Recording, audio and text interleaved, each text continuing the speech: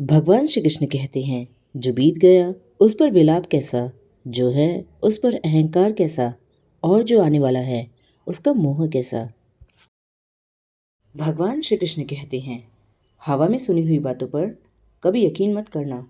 कान के कच्चे लोग अक्सर सच्चे रिश्ते खो देते हैं।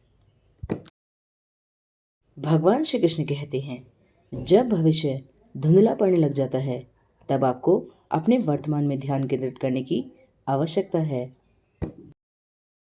भगवान श्री कृष्ण कहते हैं, परेशानी आए तो ईमानदार रहे, धन आ जाए तो सरल रहे, अधिकार मिलने पर विनम्र रहे और क्रोध आने पर शांत रहे। यही जीवन का प्रबंध कहलाता है।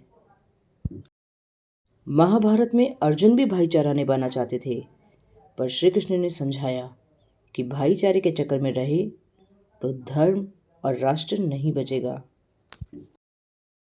भगवान श्री कृष्ण कहते हैं, यदि तुम्हारे अंदर खुद को बदलने की ताकत नहीं है तो तुम्हारा कोई अधिकार नहीं है कि तुम भगवान को या भाग्य को दोष दो।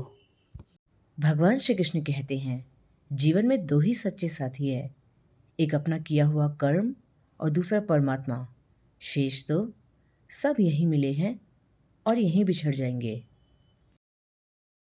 भगवान श्री कृष्ण कहते हैं, किसी से ज़्यादा नाराज़ होने से बेहतर है कि अपने जीवन में उसकी अहमियत ही कम कर दो।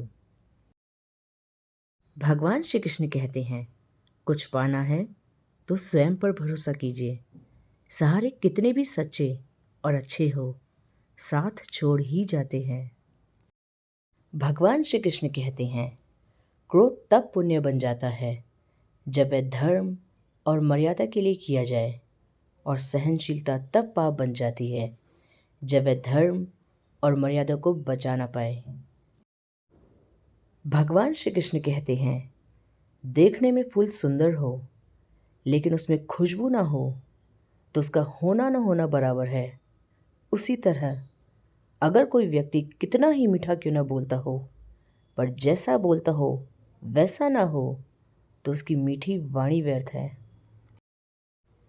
भगवान श्री कृष्ण कहते हैं, जिन्होंने आपको कष्ट दिया, कष्ट तो उन्हें भी मिलेगा, और यदि आप भाग्यशाली रहे तो ईश्वर आपको यह देखने का अवसर भी देंगे।